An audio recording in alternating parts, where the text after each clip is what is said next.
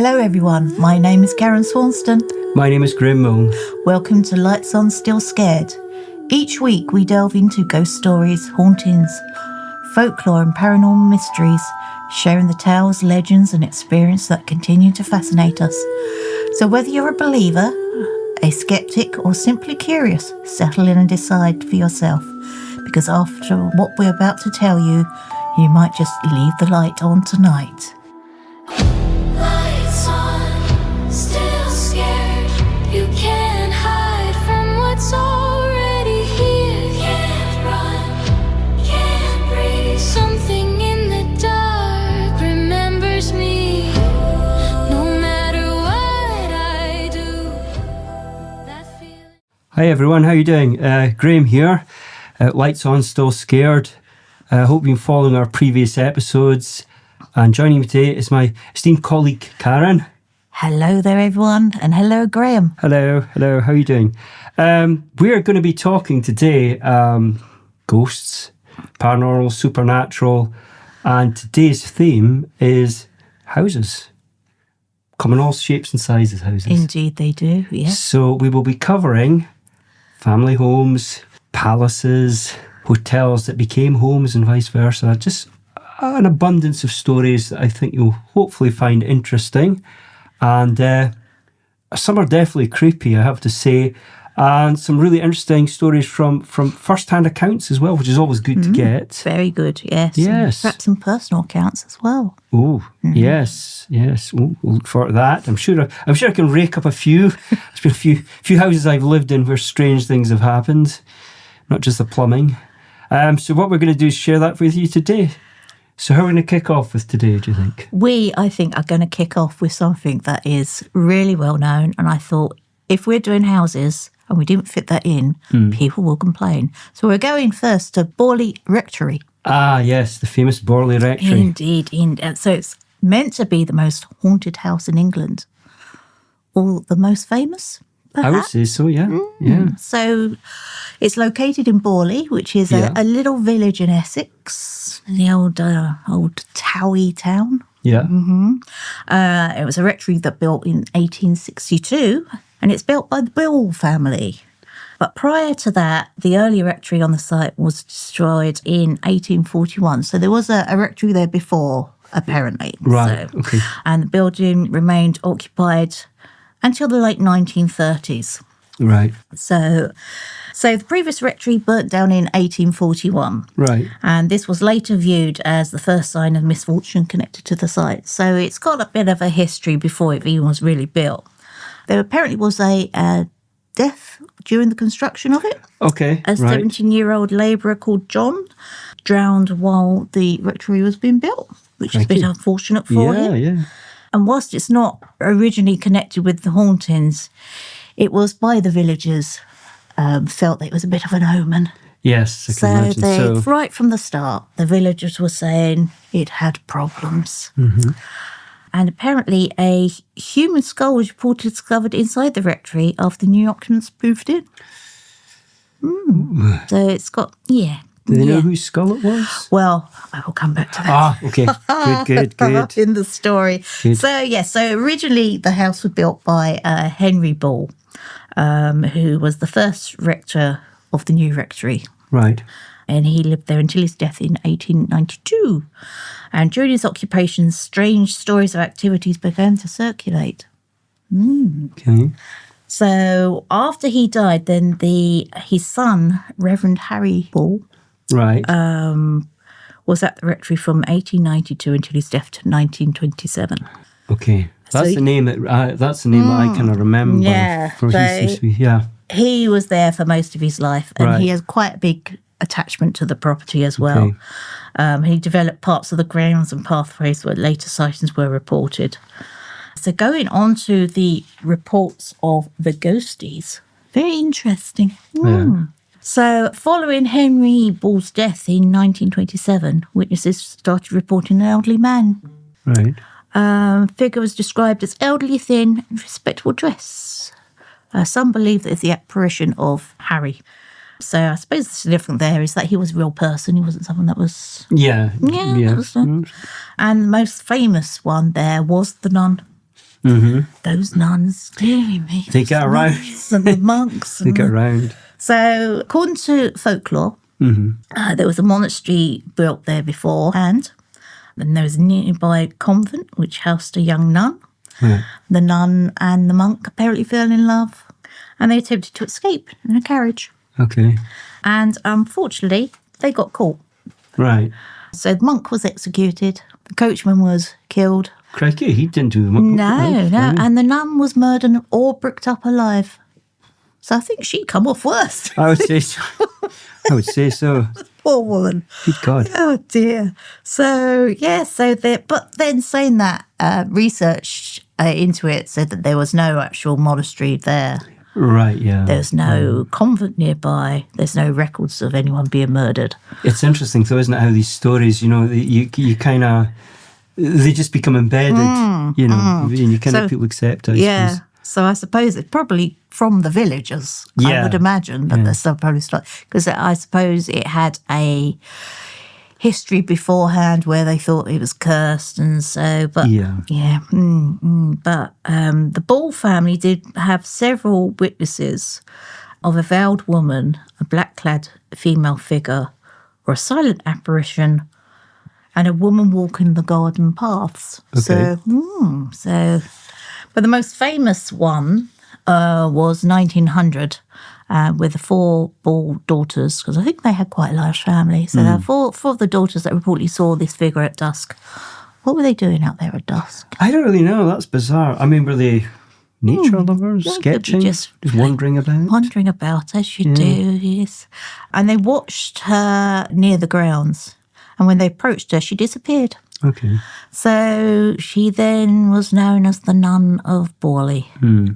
It's interesting, though, that multiple witnesses, always handy, if it's genuine, obviously. Yeah, but then saying that, though, that if there was no convent or anything, was she a nun? True. Perhaps she was something else. Yeah. Because if you think about Essex and the witchcraft, it sits quite near to that region where there was that huge witch trials and... Yeah, of course, that was... superstition. What's his name? Yeah. Matthew Hopkins. Yeah, Matthew stomping Hopkins, grounds, yeah. as it were. So he operated through East Anglia through the 1640s and responsible for numerous witchcraft investigations, and he's also associated with one of the largest witch panics. So I think that area, East Anglia, was awful for the witches. We thought Edinburgh was bad. I know. And a lot of superstition there as well. Of course, you think of all those different stories from the era of phantom dogs and black shuck type things and all that kind of stuff going on. Maybe it was just rural. That's the nature of being in a rural area. That's what I was about to say, is that, considering the area of Essex, Norfolk, that area where there's a lot of these monastery kind of witch hunts going on as well, then I think a majority is probably down to those folklores coming in from the people who lived there that would have been farmers and the like. So she could have been a cunning woman who was a folk healer. Okay, right. Possible, or possibly she could have been a woman that was prosecuted due to the witch there. Yeah, it could be anything that's associated with that land, but not so much a nun. What else is there? We have mentioned the headless coachman. Headless coachman. So there is, apparently one of the legends is phantom coach. Oh. People witness hearing galloping horses, hearing wheels on the road, and seeing an old coach being driven by a headless horseman. Was this related to the guy who was supposed to be killed? That's what they're all saying, is that there are some reports said there's one headless coachman or 2. Yes. How do they know where they're going? Sorry. We've had this conversation before. Anyway, sorry. Lost bits again. Yes. So witnesses have said that they've heard the coach but saw nothing, or saw the coach, not the driver.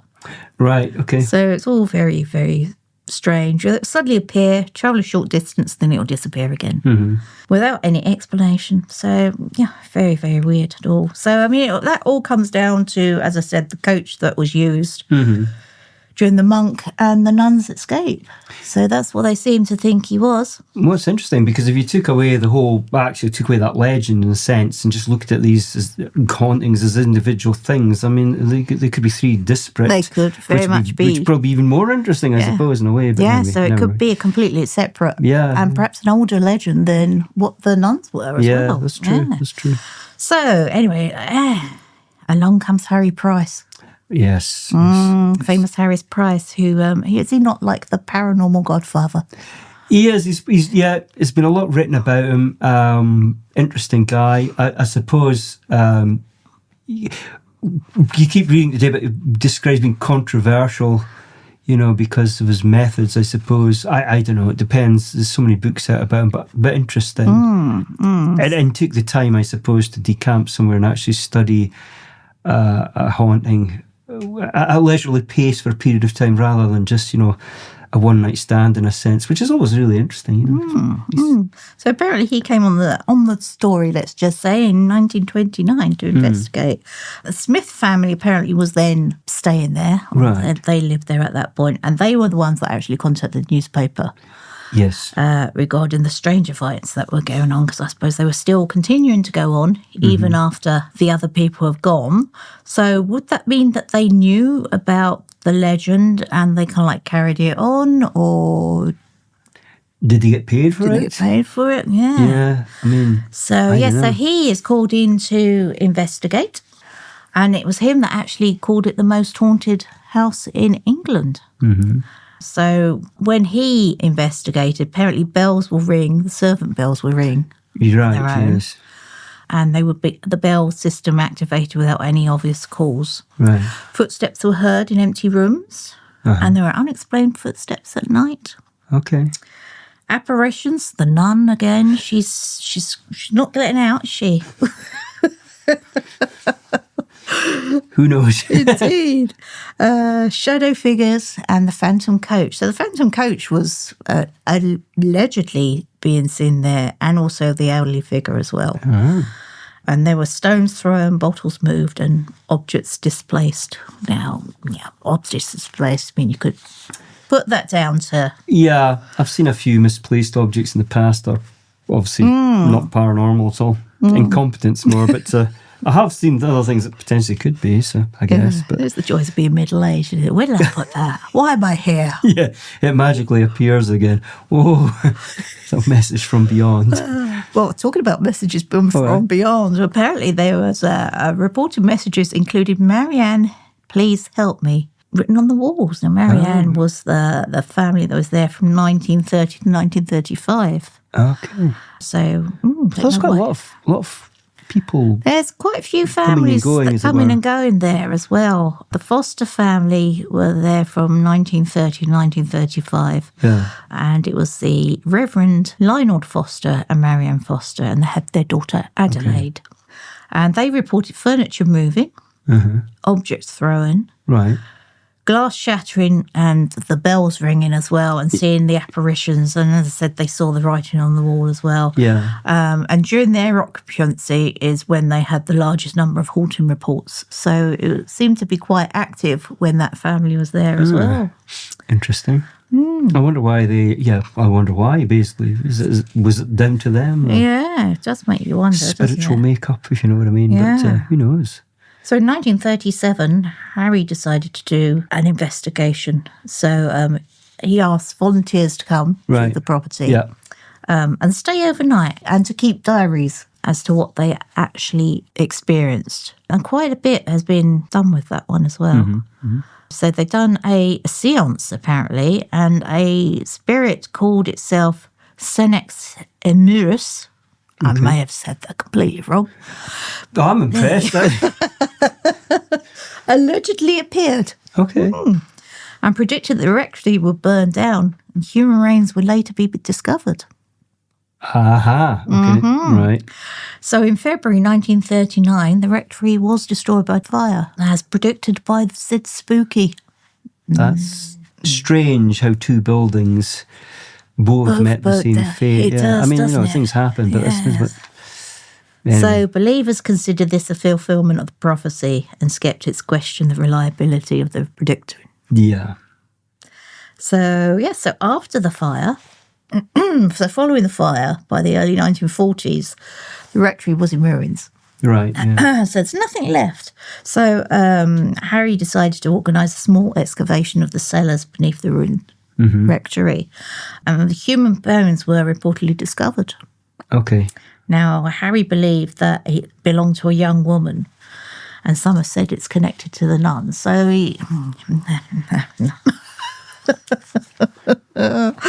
Yeah, there's no evidence to prove that this was a connection. But they did find find bones, in the cellar. yes. Okay. And the bones were given a Christian burial in Liston churchyard because apparently Borley parish refused permission for the burial to take place locally. Really? So they didn't want anything to do with it.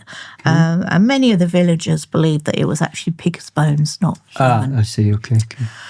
But I mean, this adds to another layer of the mystery, doesn't it, really? Yeah, true. Yeah, so he conducted further investigations. So there's reports of apparitions, footsteps, strange stories, unusual experiences. And obviously he published books based on that as well. And that's how he became famous. So following his death, they decided to poo-poo, I say, poo-poo his claims. Pooed him. Yeah. So his methods came under criticism. Yeah. Some accused him of being exaggerating, and some said hoaxes, and witnesses contradicting themselves. So the jury's out on that one. It is. I don't know. I've been fascinated with that story for years. It is really interesting. I mean, it's like anything else. These very sort of famous stories. You know, in the modern world, we look at it now, we sort of clear our eyes in a sense. We can understand why maybe people wanted that publicity, but maybe they were genuine. Maybe they genuinely wanted to prove something. I suppose when anybody sells a story to a paper or writes a book, there's always going to be a level of kind of like suspicion. You know, how many stories we've read that people have actually told the newspaper to get out their system in a sense, and then suddenly everything becomes a bit of a circus. But I remember, I mean, I'm sure you've seen it yourself, there's a really famous photograph during the demolition was a brick was flying around or photographed in midair, which, again, people say, well, somebody could have thrown it, but others say, well, it looks like it was floating. I don't know, but I mean, certainly today, I mean, from what I've heard or read, there still seems to be a lot of ghostly activity associated with the area, the village. Obviously, not the house no longer exists, but it's stuck, hasn't it? It's a long time that it's stuck. And I'm sure that I see adverts saying that you can visit it, and I think, well, why? Because it's just like a pile of grass now. Yeah, it's a pile of grass. There's nothing there. So I think locals go mad. The locals go off there. They're not happy, are they? No, they're not happy. No, I can understand why, really. I know, you've got quite life. Mind you, if they're making money from it, is there a pub there? Because that would go very well, wouldn't it? It would, wouldn't it? Can you imagine that? Yeah. Personally, I probably would want to stay in the pub. You wouldn't? I would. Oh, yeah. Stay in the pub and go and see a pile of grass. Well, I heard it's a nice pile of grass, to be honest, but it's got a nun on it. Maybe. Thankfully, no monk. No. Interesting, though. Interesting. Thank you for that. That's fine.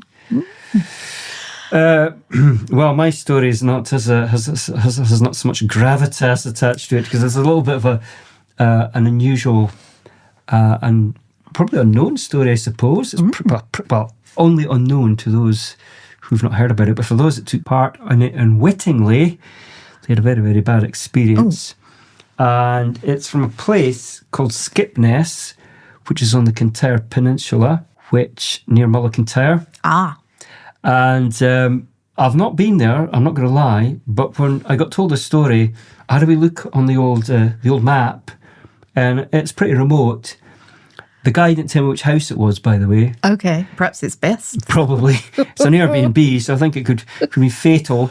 But there is a few dotted around, but not many. So it's definitely one of a collection of, say, 10 houses. And the guy I actually met unwittingly when I was on holiday in Dunkeld. So I was in Dunkeld on holiday, and we always stay at this cottage.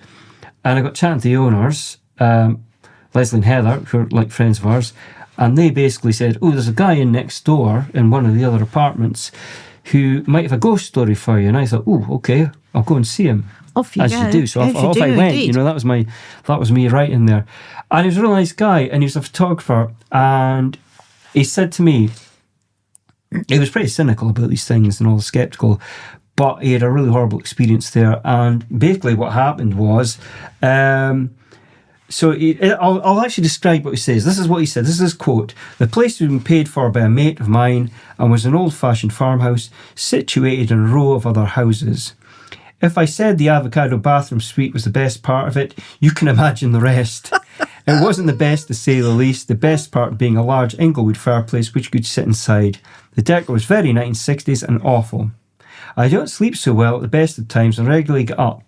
So this happened on the night in question. It was probably about 3 o'clock and I decided to do some work on the laptop. After a while I noticed that at the door opposite me now stood a woman with her arms akimbo. Oh. Yes, glowering at me. She looked like a Victorian farm worker. I stupidly called out, "I'm sorry, do you live here?" She then began floating towards me and came around the furniture and now stood right beside me at the table. She had no legs from the knee downwards. Oh, nice. Well, I just put my head down and stared at the computer.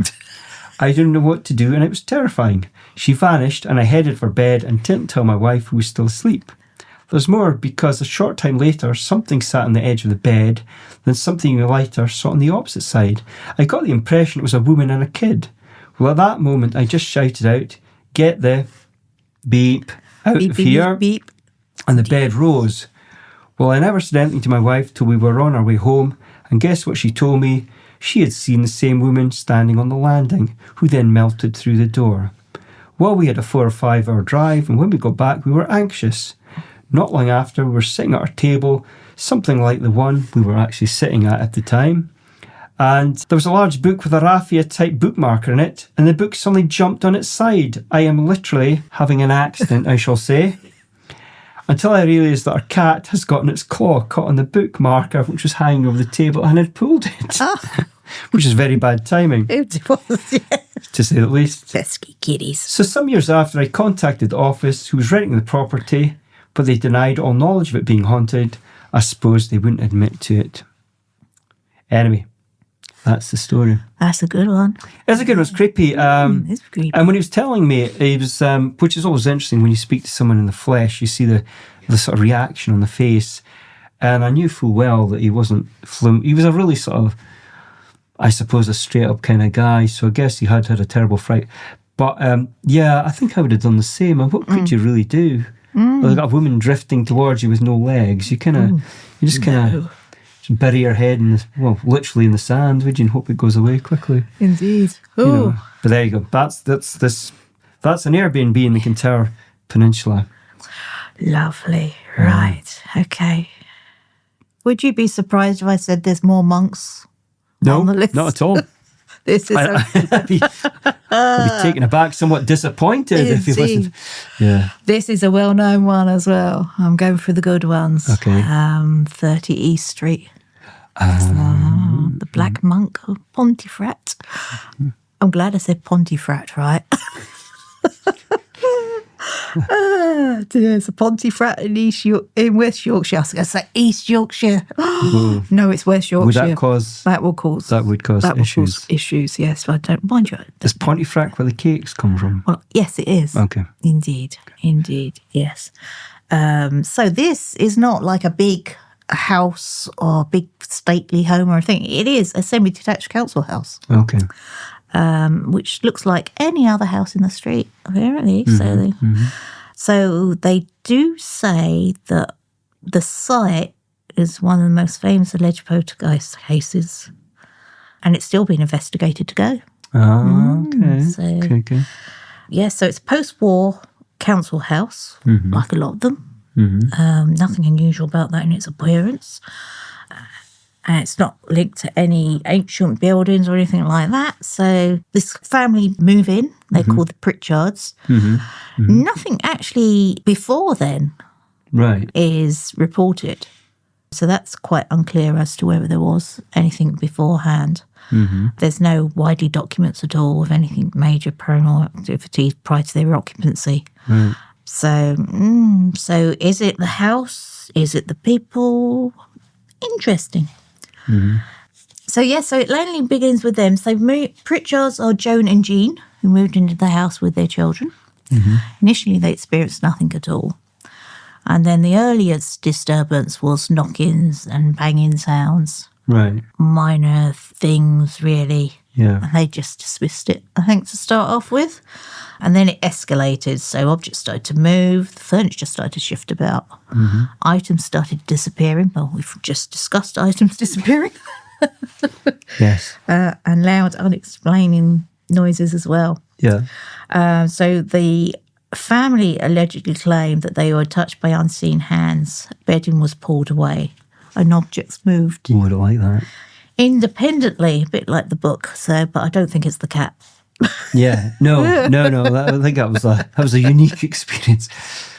So interesting. I suppose the common thing with poltergeists is that they appear to focus on one member of the family. Yes. And they're usually teenagers, aren't they? That's correct, yes. So in this particular case, the person that became the font of it all was poor Diane, who was one of the daughters. Ah, okay. Do you know roughly how, was she a teenager? She was a teenager, okay. yeah. And there was family members later claimed that Diane was physically attacked by unseen presence. Right. And one of the most famous reports states that she was dragged by the hair. So there's one version says she was pulled towards or even partly up the stairs. Right. And family members reportedly intervened to help her. Now, going down the stairs, you would think she's just tripped. But going up the stairs, that's going to take quite a lot of effort, energy. Yeah. Especially it's by the hair as well. Well, I know. And I mean, that must have been excruciatingly painful if that was true, you know. Yeah, absolutely your hair terrifying. pulled out by the roots, basically. Terrifying, yeah. Yeah, so obviously it's the incident primarily from witness testimonies. There's no widely accepted photographic evidence of the event. So, but then would you there? Hold on, you're being dragged up the stairs. I'll take your picture. Yeah, But I'll do a sketch. just sketch. Yeah. Yes. No, you know. Crikey. Yeah, and I suppose they're saying that it varies slightly depending on the source. But then I suppose if you've got several people in the room, they already say that if you've got several people in the room, their story will be different from the next one. So it's their interpretation. Well, it's true. It's true. A word or two of difference can make a story change tack rather quickly, I have to say. So, and there's also one where the family members claim that she was lifted from her bed by an unseen source, but photographs were taken. So whether I haven't actually seen any photographs. I couldn't actually see anything, but is there any photographs of her being? Do you know, I haven't seen that at all. No. I have not seen anything photographic at all about that story, I'll be honest with you. So I wonder where they are. I know there's a few books being put out there. Yeah, and apparently they are in the books, so I'll have to go hunting, I think, to see where I've we got can one at actually home. see I've got her. to have a proper ganders again and Indeed, see. But indeed. So the Black Monk. So the witnesses see a tall, dark-robed figure with hooded appearance, and they think it is a man. So, okay. And Pontefract does have a long religious history. I suppose that's why they say it is the monk. But there's no evidence that ever linked the apparition to a real monk. Right. So, don't know. But one of the most famous things, apparently, which is quite interesting, is that a crucifix was reported found bent. Oh, okay. And according to some accounts, it was embedded in the wall. But again, what I always find fascinating with stories is, you know, we're talking about poltergeist activity. Poltergeist activity is a completely different thing than a sighting of a ghost, isn't it? So it's kind of weird. Is it the same thing? Is it the same thing? Is the ghost doing the stuff, if you know what I mean, or whatever? I don't know. So skeptics say, independent verification is limited and details vary. So, but the witnesses outside the family, the neighbours, have also reported hearing disturbances, and some claimed unusual experiences as well. So, so that's a bit weird. Police also reported attending the property, and some later stated they witnessed unusual events as well. Right. So there's other witnesses outside of the family that have come in and experienced it. Yeah. And of course, the journalists went in newspapers, covered it extensively. I suppose the police as well. I mean, you know, generally speaking, usually would downplay something like that and tend to kind of look for the rational. So it's quite interesting if they themselves saw something, or at least alluded to the fact it might be something, unusual. Yeah. So researchers later searched for historical explanation with regards to the monk as well. So John Marsh got involved. Do you know John Marsh? I do not know John Marsh, no. Sometimes identified as the spirit behind the hauntings. Ah. So he's said to have lived in the area centuries earlier, and various versions describe him as a monk or a criminal or a local religious figure. Or he could be a combination of all three, I suppose. A criminal? Criminal. Yeah, but this is a little bit weak, I suppose. I think people are just like clutching there. Try to find a name. Trying to find a name. Yeah. So, but I mean, it's a bit of a weird one, that one. Yeah. I mean, they do say that, the critics say, it could all be down to family stress, hoaxes, the usual non-believers. Yes. Rather than actual poltergeist. But saying that there was multiple witnesses, the police was involved, there's consistent reports. Yeah. And there's photographic evidence as well. So it's a weird one, that one. I'm going to be looking for that photographic evidence, 100%. Yes. Interesting. Very interesting. But apparently it is now used for paranormal investigations. Really? And it's, I think that it's just been sold, I think. The guy that's actually bought it, he hires it out rather than lives in it. So. I think it's a wise move. 2 reasons. Obviously, he's going to make money safer for him, I guess. Do remember, now I will have to rewatch it and see, because this could be my brain blowing up. But I do remember watching a program, I think it's called Paranormal Lockdown UK, and it had Oh, yeah, I've heard of it. Nick Groff, Yeah. I think, and they done an investigation there. Now, I think what they caught, and again, I may be incorrect, but I think that there's a glass door on the lounge. Mm-hmm. I think they caught on camera a male figure walking along the hallway. It's just like the outline of him from the glass. So it's still ongoing. So it's still ongoing by the looks of it, yeah. Oh, begs the question, before the house, was this a kind of walkway for a religious person? Possibility, could be. Or maybe not a religious person. No. I did like the idea of the sort of monk and criminal combo. It's like, can make up their mind, one or the other. But it's terrifying. Yeah. Do you know what I find terrifying? The idea of it. And I was not so much now, but as a child, living in a house like that, if something like that actually happened, we were being physically hurt, you just wouldn't hang around, would you? You'd just be like, life's too short. I'm going to be, here's the keys, thank you very much. You would you? But I mean, typically like in the 70s or 60s, people were probably quite keen and happy to get a place to stay. So they kind of stuck through it stoically, putting up with all sorts of terrifying scenarios. I mean, the councils, I was looking at last week about reports from council houses in Scotland about ghosty sightings, and they do take it quite seriously. And I think there's a Freedom of Information Act where you can actually get from certain dates, at least look at these instances when there's been reports of, for example, when the police have investigated. And so many people have tried, wanted out their councillors because of this. And of course, the councillors are usually cynical. Oh, it's because they want 2 bedrooms instead of one. And I think I can't remember one case somewhere, and I'm sure it was somewhere in Scotland. Crikey, where was it now? Outside Dundee, where some councillor way back in the 60s stayed there himself overnight to prove a point. Because he didn't want this guy getting a house move, basically. Seems a bit of an effort, though, to get a house move, isn't it? Usually it's about, we've got mice or damp or whatever. That's interesting, because I got a story later on that's very similar on that on that colour realm. Very good. There you go. Oh, well, I'm tenuously here.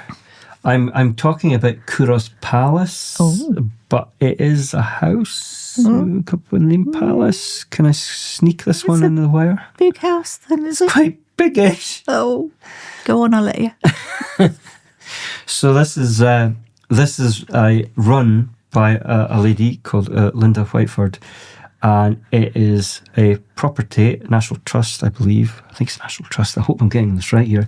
National Trust. It's very nice, by the way. Couros is a village outside Dunfermline where people, I suppose, today recognise it from how, Outlander was filmed there. But it's so beautiful. I think about 70% of buildings are probably owned by the Trust. Very, very nice place to be. And it's this palace, among many other buildings in the village, because I was there, is meant to be haunted. But not meant to be, is haunted, I should say. It's definitely haunted, because I've been in it and I had an experience. So, yes. Oh, you have to tell us about I that will. one. I'm going to do it, yeah. So this village, which is really beautiful, on the Firth of Forth, is really famous because the main owner, and there's been a few, of course, was a guy called Sir George Martin.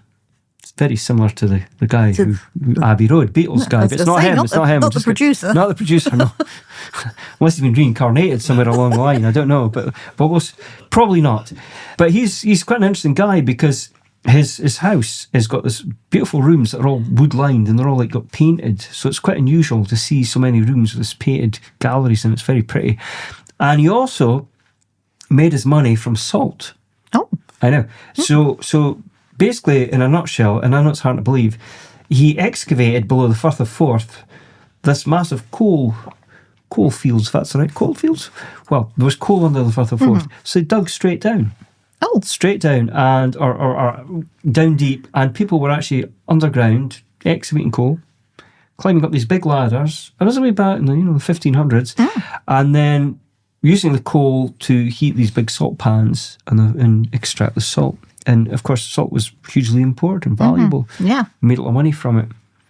And so basically the palace was built in two halves, first being 1597, completed in 1611, made with Baltic pine, which were from ships, the ballast from ships. So it's very interesting.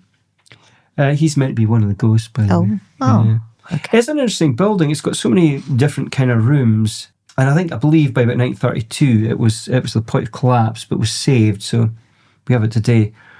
But there's been all sorts of weird activity going on there for years. And a lot of people who've experienced things there happen to be women. Oh. Because apparently, according to Linda, Sir George has an eye for the ladies. Oh, he's one of those He's ghosts, one of those, is he? yes, particularly blondes, I might add. That's what I was told, blondes. Oh, I'll be all right then. Well, I wasn't. I'm a bloke, but there you go. It was very strange. I went there innocently for a wee walk round because I always wanted to go there. And it was fabulous. I was in there. So I asked her about ghosts, you see, because, as you do, and she was really very accommodating, talking about all the stuff they've done there, and they've done so many investigations. And she said, Sir George has got this eye for the ladies. And I was actually there with Carol at the time, my wife, who's got blonde hair.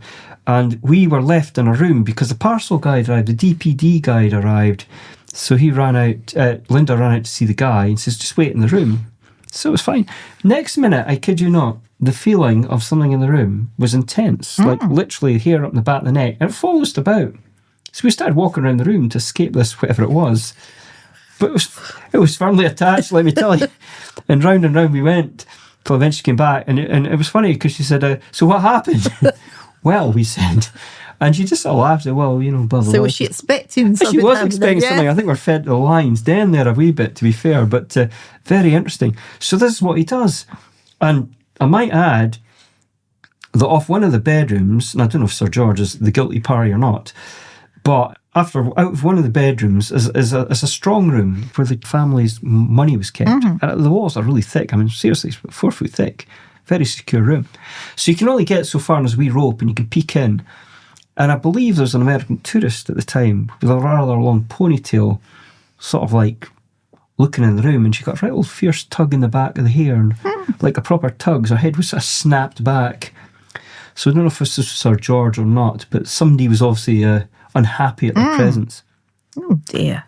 But children, of course, see things sometimes we don't. And the classic story was that a young girl was there and with her mum, and claimed that a gentleman had been smiling at her in the corner of the room, wearing a ruff and a big, and a big beard and all this kind of thing. And the mum was like, I thought this was nonsense. But one of the attendants took them upstairs to the Sir George Martin portrait. The young girl said that's him, which was quite interesting. Yeah. Sometimes you do find that though, when you I do. And you see a do picture keep of them and think, oh, it's them. Yeah. Ah. But yeah, there's lots of stories. There's a cafe where stuff has been, poltergeist activity, for example. Somebody was pelted by scones there once. I know, I find that funny. I'm thinking of the goodies here when I'm talking about this for some reason. I hope they were nice, fluffy scones. I hope that well, they weren't rock cakes, I suppose. But anyway, never mind. But that was the kind of stuff that happened. Yeah, so it's quite interesting. Yeah, so full-bodied apparitions in the top part of the room, which I believe were owned or were lived in by later owners, is a kind of attic area where there's been sound of like people dropping military, swords and belts and such like, buckles, so it's clattering on the floor.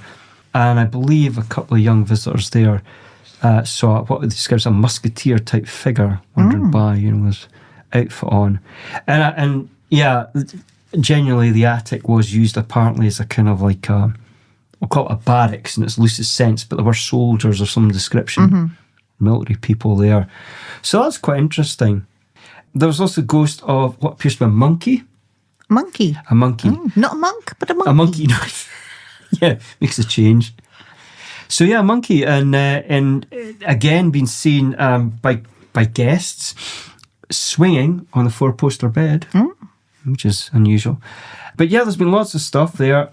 And a chap there, once upon a time, who is known as the Black Colonel, who lived there. And both his daughter and wife died from TB, and both have been seen in the room, which is quite interesting. The portrait it's an interesting portrait. He's got like a big old King Charles II head of hair thing going on, which we're assuming is a wig. But it's interesting because there's been photographic evidence of this guy being seen in the building, I believe. And yeah, very, very interesting. He just appears, but his daughter appears in the room, which I think's off what would have been his bed chamber. There's a little ante-room, if you like. She's got her room off that. I'm trying to remember the configuration of the building. But yeah, it is interesting. She's been seen there too, sort of kneeling by the bed. So there's been multiple sightings. Guy in a green coat, like a sort of velvety jacket. Yeah, lots of really things. Interesting place. So yeah, we went in there and that was that. Interesting times. Also, like I say, the Sun newspaper was here at the time and managed to settle down for the night and actually did an investigation. The Sun, believe it or not. I know, would you believe it? Could have been the Guardian, but they've got the Sun. Wow, but there you go, they've got the Sun. Wow. And the Sun came around and they were in there and this is quite funny. So the Sun newspaper also got in the act and they were doing their investigation. And Sir George apparently came through because they were asking questions about who he was and what was there and all that kind of thing. Deep questions, the kind of questions we always ask in these things. And he replied, jerk.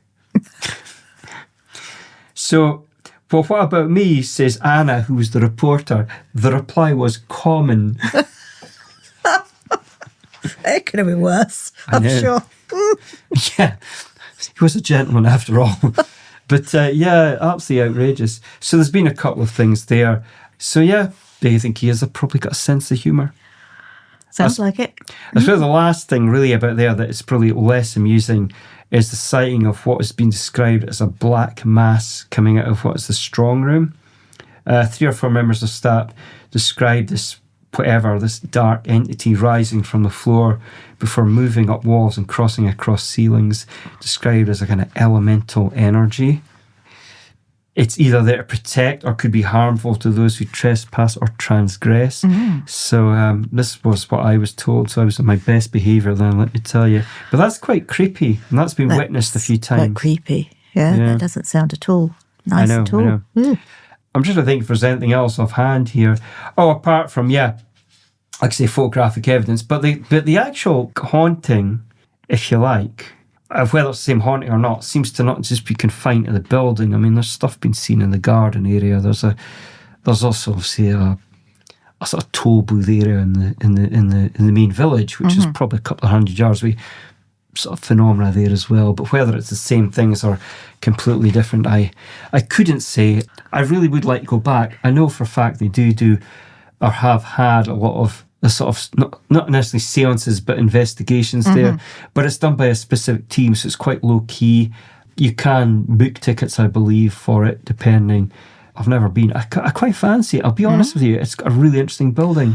And definitely something in that room. I'm not just saying that. It was strange. I mean, I was laughing about it, but I was laughing about it at the time. It didn't feel bad, but it just felt a bit weird. Interesting. A road trip. Yeah. Could be good. Okay. So it's still on the poltergeist. Oh, yes. Poltergeist. Yes. We're off to Enfield. Very good. Very good. Good old London indeed. town. Good old London town. 284 Green Street, Enfield. Very, very famous account of the Hodgsons that stayed there from 1977 to 1979. Right, yes. Peggy lived there with her 4 children. Majority of the activity was around the 11-year-old Janet Hodgson. But it would appear that they all got some kind of things going on. There was bed shaking, loud knocks on the walls, furniture moving, and the objects being thrown as well. So police, again, as similar to the other case, can't remember the name now, completely. The Black Monk. Black Monk, yes, Pontefract. Him. The police attended, and one police officer reported seeing a chair move in an unusual manner. He noted it down in his notebook. It's an unusual manner. Unusual manner. Very civilised, I have to say. So the main phenomenon was knocking sounds that appeared responsive. Furniture moving, which I've already said, objects being thrown.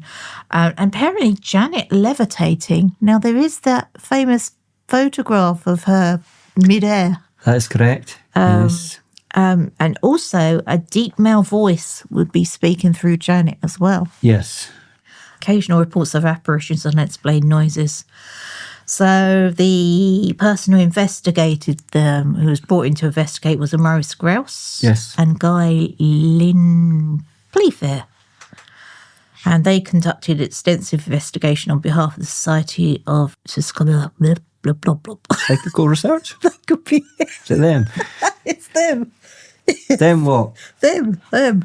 It is. They've done it on their behalf. The investigations. Good. I do apologise for my fumbling.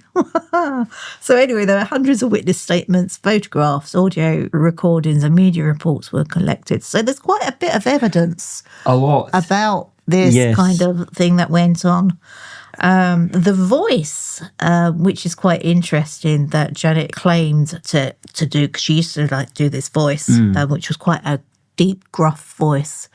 And it's claimed to be the former resident of Bill Wilkins, who stated he lived in the house and died there as well. And I do think that there was investigations that actually confirmed that was the last person who lived there before they moved in. And the voice provided details of Bill's death that appeared in correspondence to known the facts. So there's evidence there that he did there. Yeah. And it is reported that Bill's son heard the recording of the voice. I think he heard it on the radio. And he is reportedly confirmed that was his father's voice. That's and interesting. He confirmed how he died as well. Just so they said that this is the strongest piece of evidence in the case. So and I think that he didn't get on well with his father. Right. So I think there was kind of an estrangement. But Right. So he wasn't someone that... What protect. Yeah. So that's quite strong there as well. Have you heard the recording, by the way? Have you ever heard it? I have. It's creepy, isn't it? It is very I creepy. find it really creepy. From a little girl. You think, It's kind of very sort of Linda Blairish in a way. Yeah, so there's no well-documented reports of hauntings or poltergeist activities before they moved in. Right. So, again, it's all based on That's right, teenagers. teenagers. I mean, the previous one was teenagers. So is it a case that... This is something I've been thinking about lately as well. Is it a case that when your hormones are all up and there's quite a lot of emotional upheaval, that can make you susceptible to seeing ghosts? Or True. could be the opposite to what people think, and it could be that rather than your own brain causing it in a sense, or your own energy. Yeah. The photograph of I can't remember her name, but the daughter who was photographed sort of floating.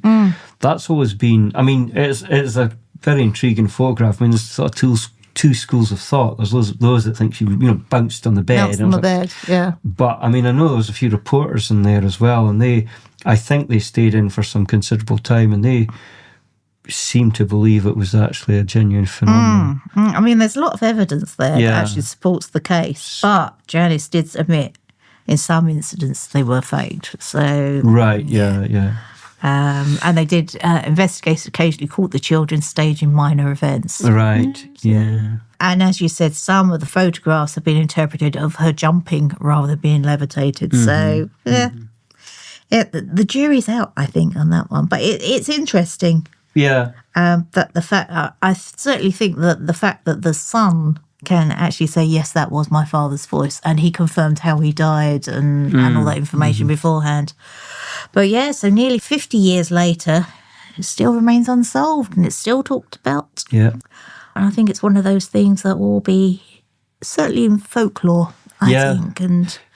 But nobody since they've moved out has really, I don't think, have they really talked about any continuation? No, it doesn't appear to be, which makes me think that perhaps it's just the person rather than the actual Yeah, no, I totally get that. Well, I was going to talk about something completely different now, but since you just talked about that, I'm going to talk about something very similar to what you just said. Okay. Because it'll make us look like smooth and it's all segueing in there. Okay, off we go. Have you heard of the Gordon Street poltergeist? Gordon Street, no. This is in Aberdeen, Gordon Street poltergeist. No. This is an interesting one because it's kind of similar, except it was way back in the 1920s. So Gordon Street, Gordon Lane, it's a little backwater off Union Street. And it doesn't exist. The wee building is gone. It's a cottage. But in 1920, there was a series of sort of poltergeist activity, a poltergeist outbreak that sort of hit the papers, and of course, it sort of spread across Britain. So it was also in London papers as well, and so it was attracting a lot of publicity, and they were attracting massive crowds every night, just like people just hanging about waiting to see what was happening. Yeah. And you had like spiritualists from the Spiritualist Church who went in and they did a couple of like seances and such like. And they were, adamant. I think they kind of proved. Well, I'll tell you what happened. Well, I'm jumping ahead of myself. But basically, this guy called John Uckert, who got nicknamed Johnny Ghosty. Oh, I know. That's a good name. That's a great name. He claimed that there was something attached to him, like a ghost. And the family were also backing this up by saying, like, they'd hear like abnormal thumping noises and the bed, or he would rise from the bed and all this kind of stuff. And this went on for ages. And a figure of a guy had been seen and he was terrified and things would jump off the table and such like. So this was the scenario. So now you got a big crowd getting whipped up into a frenzy. And it turned out, they thought it might have been his grandfather. Like there's a seance, one of the mediums said, I think, if I remember correctly, that it was the grandfather who'd passed away. Right. But I mean, again, this has never been proven. So the second scenario was that down below them was a blacksmith, and he'd poisoned himself, this guy, and he died, but he didn't die there. I think he was found in dead bodies, found in Countess Wells, which is kind of outside it was the middle of nowhere back then, put it that way. Yeah. Probably about 5 miles away from there. So there's two schools of thought. It's either him come back to haunt the house that he was in, or it's the grandfather trying to impart a message. And he was claiming, the young lad was claiming that his granddad was telling him, that the family should look after each other and all this kind of stuff. So it was all very ambiguous. But after a while, the police were there and such like, and it all kind of died down. And it was forgotten about. But it's a big story. And when you read about it, it was generally quite creepy, the descriptions of what was going on. There was even an old photograph in the papers, and you see it, and it looks like a creepy old place. But it turns out, I don't think it was, it might have been absolute flannel, I don't know. They had a woman approach the papers, probably the Evening Express or one of the Aberdeen papers, crikey, a few years back. And she said, I knew because she was from the area. And the guy had issues, we'll call it issues, the young lad. And she says, oh, no, it was him. It was him. He was caught making noises, jumping about and carrying on. I don't know, hyperactive or whatever, but he was doing something. Yeah. Later on, as an adult, as a young adult, he was actually caught or found guilty of assaulting younger girls. Oh dear. Yeah, and I mean, and he was actually beaten up very badly by his neighbours, and had been threatened with prison twice. I don't think he went to prison, but twice in the 1927, 28, when he was a older guy, young man, he'd been in trouble with the law for various things. So I think he had this propensity for stuff, not unpleasant things. But anyway, it stuck. So there's this huge debate now. Did he manufacture the whole thing? Right. I don't know if the folks got paid for the story or whatever. But it went down in the papers for about 3 weeks, and you can go online. I've got all the printouts from back in the day. It's interesting reading. They really did believe it was a genuine haunting at the time, but obviously in retrospect, who knows? But that was similar, I think, to that. Except obviously the Enfield's farm are a solid. Definitely thinks. Enfield's got something. I really feel it myself that couldn't manufacture all that. Surely, it'd be incredibly difficult to do. Yeah. I did see a documentary as well when they interviewed one of the girls who was on the receiving end of that, as an adult, and she did seem a little, troubled or probably anxious because of maybe what happened. I really don't know. Yeah, it does. I think it does stick with you. Yeah, I'd imagine so. Which is a nice segue. Oh, into my one. Oh, very good. Very good. Right. We're going back to Leatherhead. Crikey, okay. Very good. We are meeting a 10-year-old Karen. What, you? Yes, me. Oh, crikey, okay, let's go for this. Right.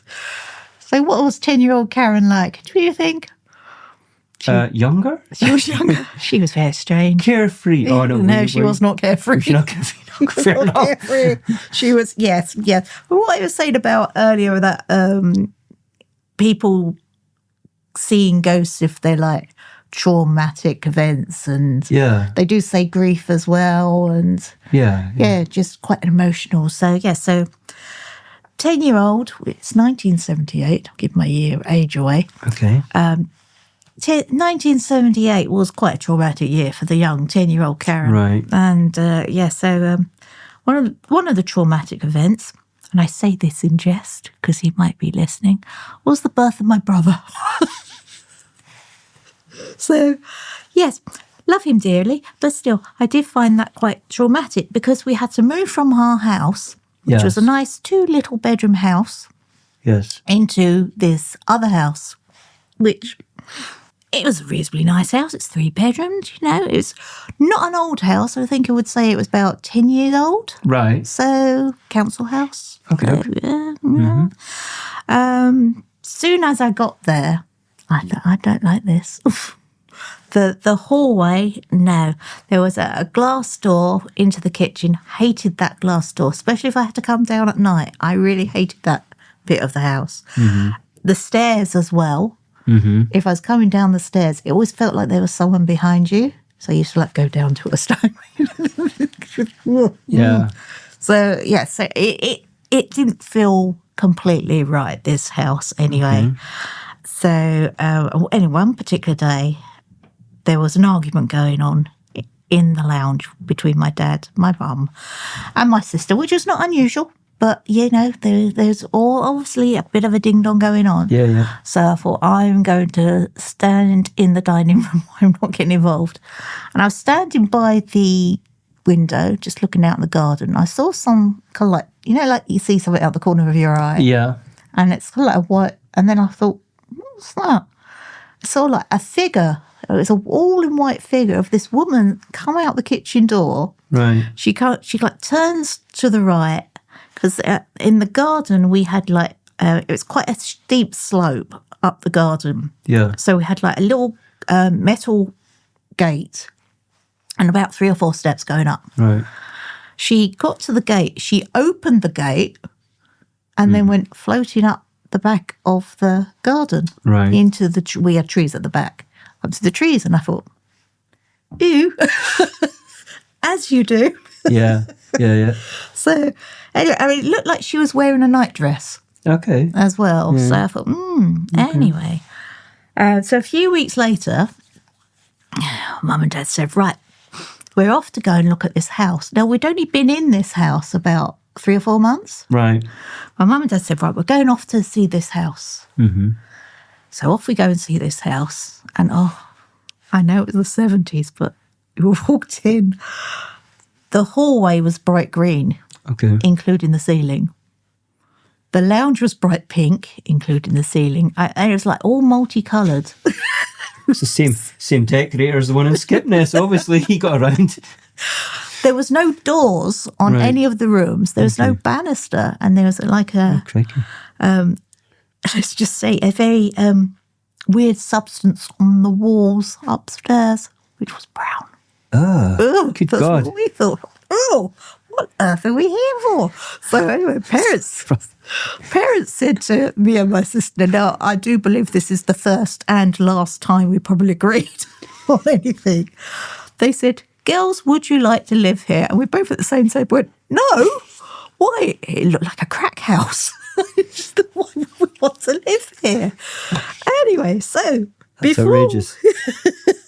before we knew it, like a month or so later, we're in this house. You're kidding me. What? And I thought, well, and it's only recently, I thought, why? Yeah. Why did we all of a sudden have to move from that house? Yeah. And I was discussing this with another family member, so I think perhaps my dad had seen it. Yeah, seriously. So the ghost and thought, yeah, I'm out of here Yeah. and I'll take whatever's going. Yeah, I think if my mum had seen, my mum was more open than my dad. Yeah. If she'd seen it, she would have said. Yeah. But I think the fact that, we were out there so quickly. Crikey. And, yeah. So he bought the new place? Well, they all... No, it was a council house. So he rented So we rented it. So he just took what was so there. we just took whatever. what I was mean, going. it had no central heating for Yeah, a start. yeah. You just think, why? Yeah. Why? Yeah, I know. I think by that time you're expecting sort of like improvements in these... So I did do a little bit of investigation as to what was there beforehand. It was like farmland. Yeah. And where our house stood was actually a couple of wooden cottages.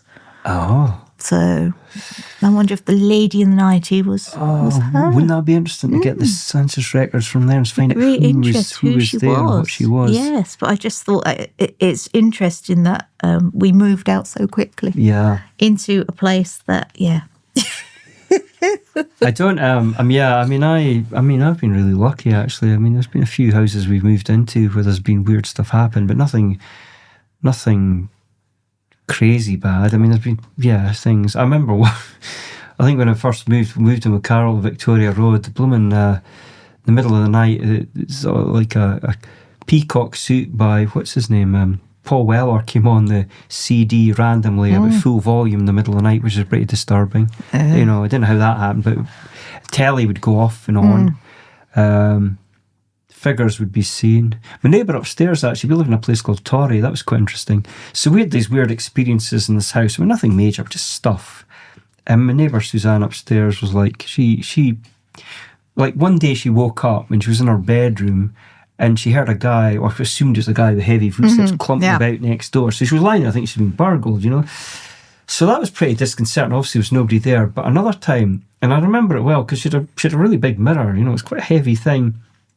And she'd gone out and came back and the mirror had fallen off the wall. Now, if it had fallen off the wall, it would have smashed. But it was balanced on 2 candlesticks, which is a bit unusual. So somebody just replaced it there. So there's weird stuff there, but nothing that's ever made me want to... I've visited houses when I've been thinking about maybe moving into a place. Right.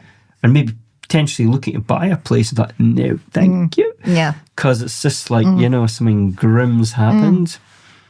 And I don't know, sage can only go work so far, I say. Indeed, yes. So I really don't know. Yes, well, there was a house that it's not on my list, but I'll quickly say this now. There was a house that we were renting before we bought a house. And we had the dog at that point. And when I was the first one to go and view it. Yeah. And I did think, middle floor, because it's a townhouse. Yeah. And it was a relatively new house as well. Yeah. And I thought, there's something going on in the middle floor, but I thought, perhaps it's just me. as it is. And then the second time we went round, after we said, yes, we'll have it, we took the dog around, and the dog kind of looked up the middle stair and thought, nope, I'm not going up there. So I said to the hubby, right, I said, just humour me, we're going to sage the house.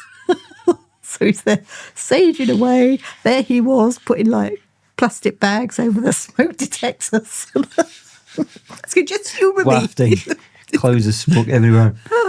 And I said, open the windows, let them out. Yes. And it was fine for a bit. And then I think the few weeks before we were about to move out, it started feeling a bit funky again. Yeah, maybe they were thinking, oh, blimey, we got used to you. You're going to foist some new people on us. I'm going to show my... Yeah, but then I was thinking perhaps it's not an actual spook. Perhaps it's just the energy, because it's a rental. There's a lot of like people going in and out. It could be like loads of energy in there. But the doggy didn't like it, so...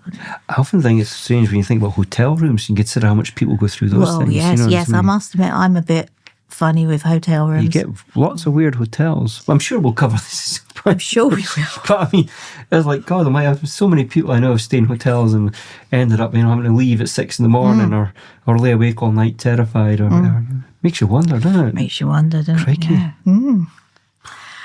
Anyway. Ooh, what am I doing? I don't know. What are you doing? I'm going to tell you a story. Tell us a story. Then, I've got a couple of stories. These are like minis. Can I put two together? Because they're wee tiddlers. So this is like mini stories. They're both from my hometown, Aberdeen, which we've talked about a lot. But I did mention them before, so they're newbies. I hope. Please reply, viewers or listeners, in the comments below if you've heard this one before. But King Corth, it's a guy called John I know told me this story. And it's short and sweet, but absolutely terrifying. Now, he was living in a council house there, and if I get the story correct, he was alerted by his neighbour. His wife came running around in panic and thinking the guy had had a stroke, and they ran around the house, and the guy was sitting bolt upright in bed, like absolutely rigid, couldn't move or nothing. So he was duly hauled off to hospital, and thankfully made a full recovery after a few days, came out of this thing. And the doctors were perplexed because they thought he'd actually had a medical, episode, but it was kind of fright. And what had happened was, just opposite his bedroom is the bathroom in the house, and he woke up one day, sat up in bed, and he looked through, and there was a guy in the bath, sort of slumped over dead, with his face, who was an elderly guy, and he got such a fright, he went into this kind of like seizure, if you like. And it turned out that his previous tenant in the house had actually died in the bath, which is quite horrible. So he was kind of seeing something, and that was quite an extreme reaction. But there was another lady as well that, spoke to not the lady in question, but the friend of the lady in question. She sent me a letter, I've still got it at home, describing an incident that happened in Old Aberdeen, which is, a really nice area in the city. Address undisclosed, unfortunately, but I believe by the description it was possibly the High Street. And this woman had moved into this flat house and was woken up continually by weird things like somebody sitting on the edge of the bed, which is, very disconcerting to say the least, and having these really vivid dreams. And she had this really horrible dream in which was a woman, or a figure standing, woman, at the foot of the bed, that she got up and followed the figure, and essentially in the hallway was like a hatch leading to the cellar, and she followed the woman down there and saw like a really horrible murder taking place, and then literally woke up back in bed, freaking out, thinking, had she actually physically gone out of her bed and done something? This was so vivid. Anyway, she went and checked the floor, obviously where this hatch had been, and lifted the rug, and there was nothing there. So that was all good. But a little while later, she went to the local corner shop, and it was raining quite badly. So she thought, I'll just hang fire. I was speaking to the guy there, and he was asking her where she stayed, and she was like, blah, blah, blah. And according to what I was told, the guy then piped up, that was the house where the murder took place. So I don't know if it's genuine or not. But I mean, I'll be honest with you. up to fairly modern times, murders in Aberdeen were pretty thin on the ground historically. If you look at murders from 1900 upwards till about, say, the 70s, you could pretty much map them out a couple of years, and I haven't found anything. Personally, maybe I haven't looked hard enough, I don't know, but there's certainly nothing, none of these horrible stories that always in the public consciousness, that can't have been one of them, because I would have known about it. Anyway, it's interesting. Maybe it was a dream, or a coincidence or whatever, or maybe the letter was a whole load of nonsense, I really don't know. But for somebody to take the effort to write to me, I think would likely be telling the truth. Yeah. I think. Yeah, well. I would hope. Anyway, that's that. That's that. But that's it. Yeah, so that's 2 small stories from small houses. Lovely. I'll do another one soon, and it'll be more of a grand house.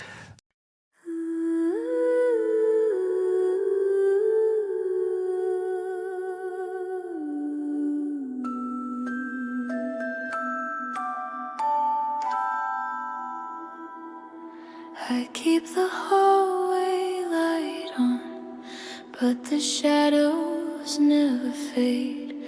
Every corner whispers secrets of the choices that I made. There's a tapping at the window, though the wind is standing still, and a chill runs down my spine like something moving at its will. I tell myself it's nothing, just the creaking of the floor. But every night the silence feels louder than before.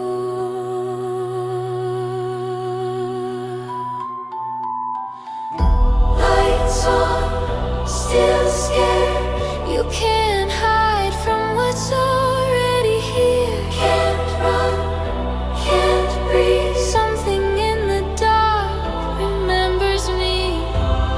No matter what I do, that feeling doesn't go away. Lights on, still scared. The hauntings never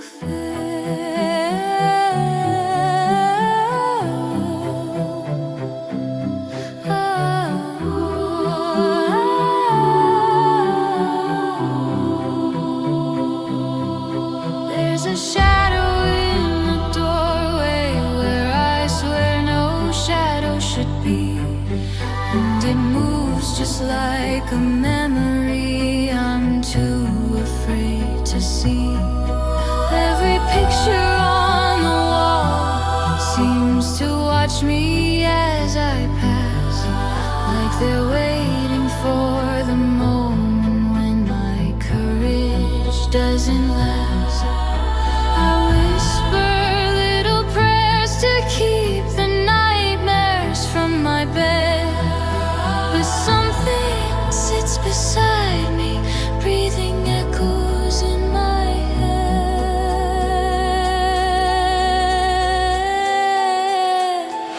Lights on, still scared.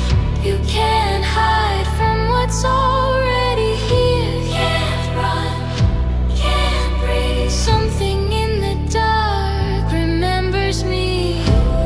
No matter what I do, that feeling doesn't go away. Lights on, still scared. The hauntings never fade. Maybe it's just trauma, maybe ghosts are made of fear. But every night I swear I feel a presence drawing near. You can say there's nothing there, but tell me if that's true.